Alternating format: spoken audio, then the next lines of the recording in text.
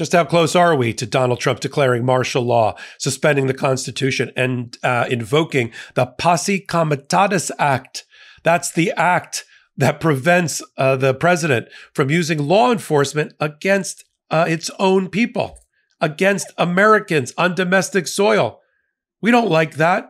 Then why is Donald Trump issuing in his latest executive order? Now, don't get lost in the sea of executive orders. I know there's so many of them, but in the latest executive order, in which he's going to unleash law enforcement onto America, that's just what we need. More aggressive law enforcement. Buried in there is another provision that says he's having the Department of Justice, along with Homeland Security, the Department of Defense, get together and come up with a plan to use military assets against U.S. citizens on domestic soil. He's gone mad. I know he thinks he's on top of the world and he's in control of the world, but he's just power hungry and completely lawless. And the other thing that's buried in the new executive order, which I'm going to read to you on this and interpret for you on this particular hot take, buried in there is, remember all those big law firms, about a dozen of them, that said, we don't want to fight with the administration. We just want to make money hand over fist doing deals. You know, those law firms, all the ones based in New York, including one that I was at. They just gave $1 billion with a B in free legal service to Donald Trump. Yeah, he already figured out how he's going to start using it. All you lawyers in those big swanky New York Wall Street firms, you and your associates are going to start representing bad cops who need indemnity and more defense when they're sued for civil rights violations. I'm Michael Popok. You're on Legal AF. Let's get to it. While you're here, you can see the reason now, can't you? Now more than ever, hit the free subscribe button. Help us continue to grow this pro-democracy channel. You got a president who thinks the problem in America, after seeing all the polls in which he's in the crapper, and seeing all the polls from Fox, Washington Times, and Washington Post and the New York Times that says he's averaging 39% approval rating, that the country is heading in the wrong direction, that the economy is heading in the wrong direction, that the war in Ukraine and Russia is heading in the wrong direction, that national security policy, wrong direction, immigration, wrong direction. His solution? We need more aggressive cops. Let's break it down. Take a moment, hit the free subscribe button, come over to our Legal AF Substack. Got an amazing community that we're building over there as well, and subscribe there as well. All right, let's get to it. I got a little worried, I'll be frank. Got a little chill down my spine when I saw the headline on this particular executive order. I know there's so many of them, we can't keep track. He's issued more executive orders than any other president in history, and he's only in his first 100 days or less. Listen to this title. This alone tells you everything you need to know. Strengthening and unleashing America's law enforcement to pursue criminals and protect innocent citizens. When you put in the same sentence, law enforcement, cops, and unleashing, bad things are going to happen. The problem in this country is not that the cops are leashed.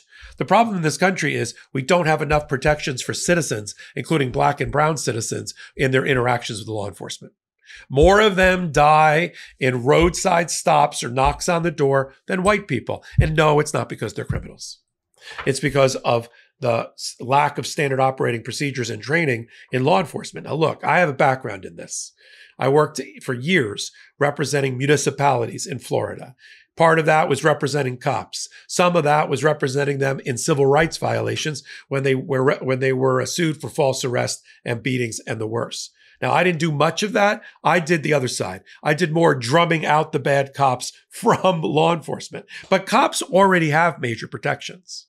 They have qualified immunity under the law. They can get away with almost murder without being sued successfully under our immunity provisions. They already have, from their cities and municipalities and states, they already have indemnification to pay for any judgments. They have lawyers to represent them. So what is Donald Trump talking about? So I thought, well, maybe somewhere else in here is what he's really trying to get at.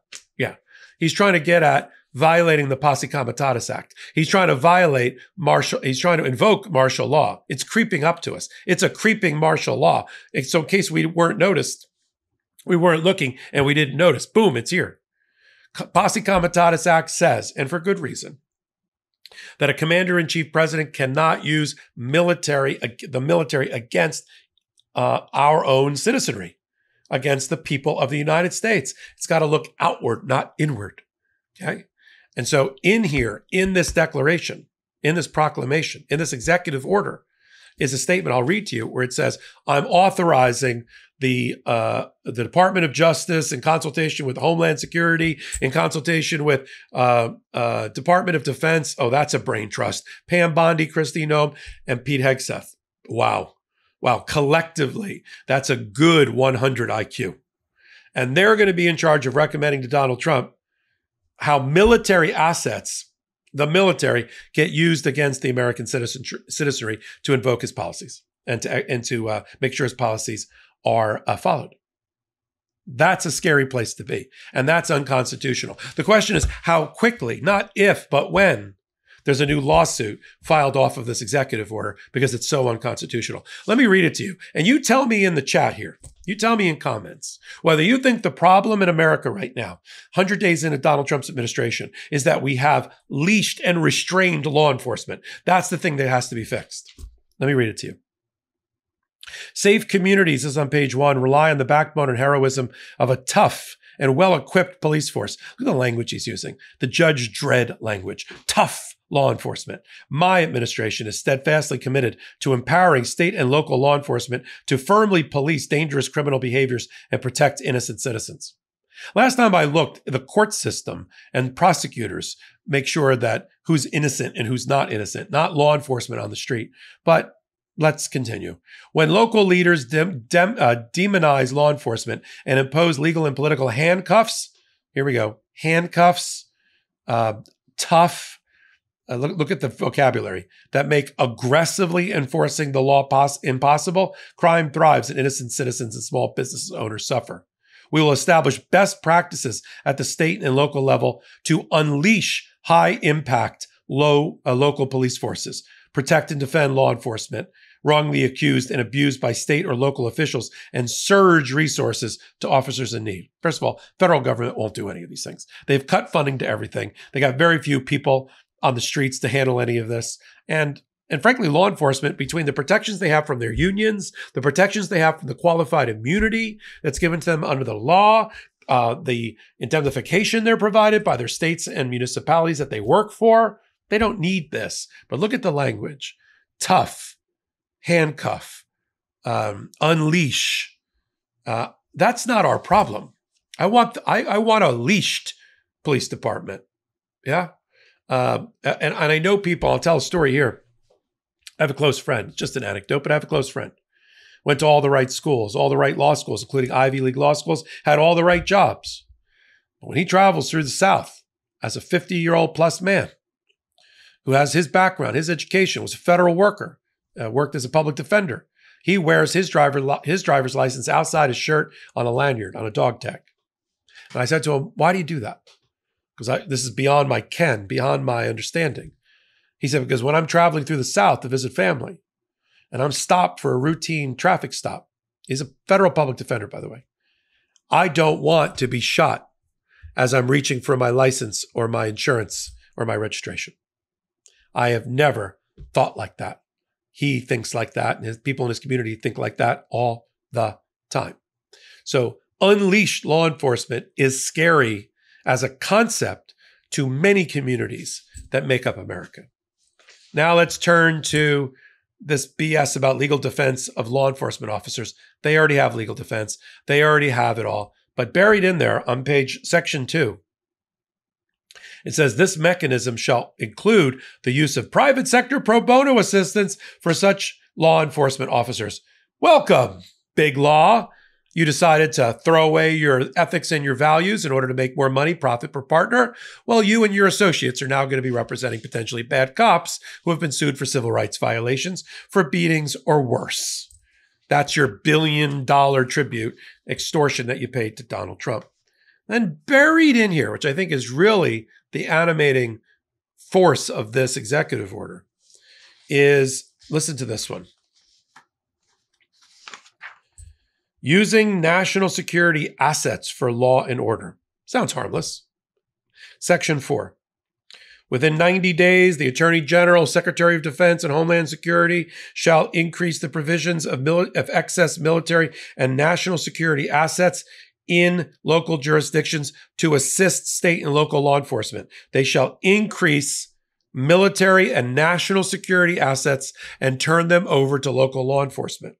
And they shall also coordinate how military and national security assets, training, non-lethal capabilities, and personnel can most effectively be utilized to prevent crime.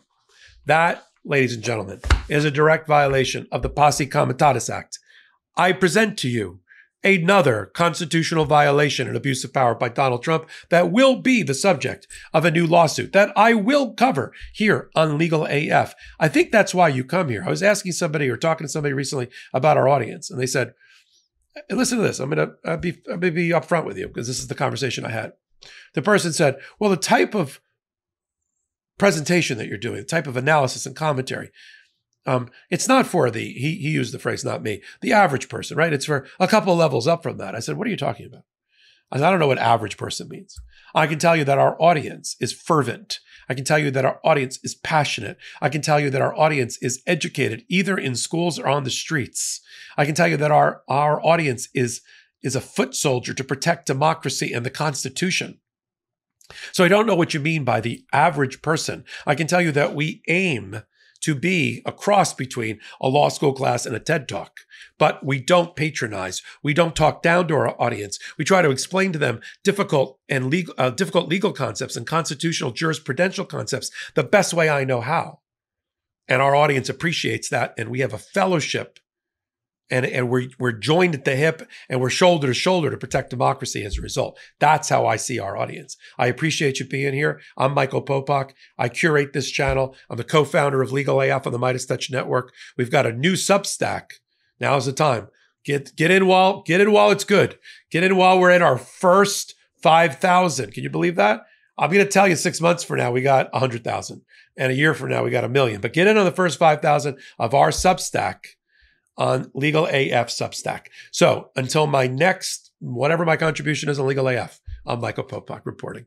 In collaboration with the Midas Touch Network, we just launched the Legal AF YouTube channel. Help us build this pro-democracy channel where I'll be curating the top stories, the intersection of law and politics. Go to YouTube now and free subscribe at Legal AF MTN. That's at Legal AF MTN.